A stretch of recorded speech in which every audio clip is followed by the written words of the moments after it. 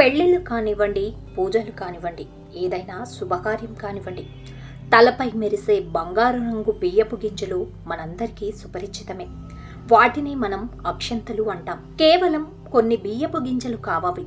అవి శుభానికి, సమృద్ధికి, ఆశీర్వాదానికి ప్రతీకలు. మరి ఈ అక్షంతలను తలపై ఎందుకు వేసుకుంటారో తెలుసా? అక్షంతలు వేయడం వెనుక ఎన్నో అర్థాలు, నమ్మకాలు దాగి ఉన్నాయి. వాటిలో కొన్ని ఆసక్తికరమైన విషయాలు తెలుసుకుందాం. అక్షంతలు స్వచ్ఛమైన బియ్యంతో తయారు చేస్తారు. వాటికి పసుపు కలిపి మరింత పవిత్రంగా భావిస్తారు. ఎవరైనా మనస్ఫూర్తిగా స్వచ్ఛమైన హృదయంతో ఆశీర్వదించినప్పుడు ఆ సానుకూల శక్తి అక్షంతల ద్వారా మనకు చేరుతుందని నమ్ముతారు. అందుకే పెద్దలు, గురువులు అక్షంతలు వేసి దీవిస్తారు.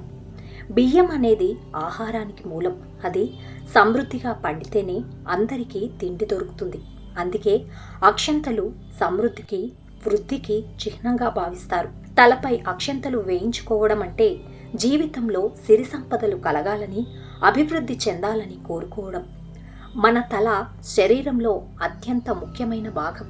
ఇది జ్ఞానానికి, ఆలోచనలకు కేంద్రం. అక్షంతలు వేసినప్పుడు వాటిలోని సానుకూల శక్తి మన శరీరంలోకి, ముఖ్యంగా మన మెదడుకు చేరుకుంటుందని నమ్ముతారు.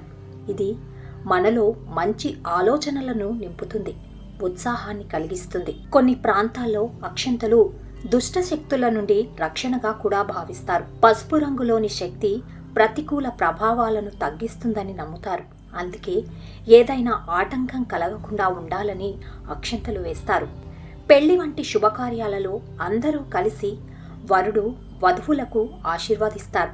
అక్షంతలు వేయడం అనేది అందరినీ ఒకతాటిపైకి తెస్తుంది. ఇది సంఘీభావాన్ని, ప్రేమను, ఆప్యాయతను తెలియజేస్తుంది. అక్షంతలు కేవలం కొన్ని బియ్యపు గింజలు కావు. అవి మన సంస్కృతిలో భాగం.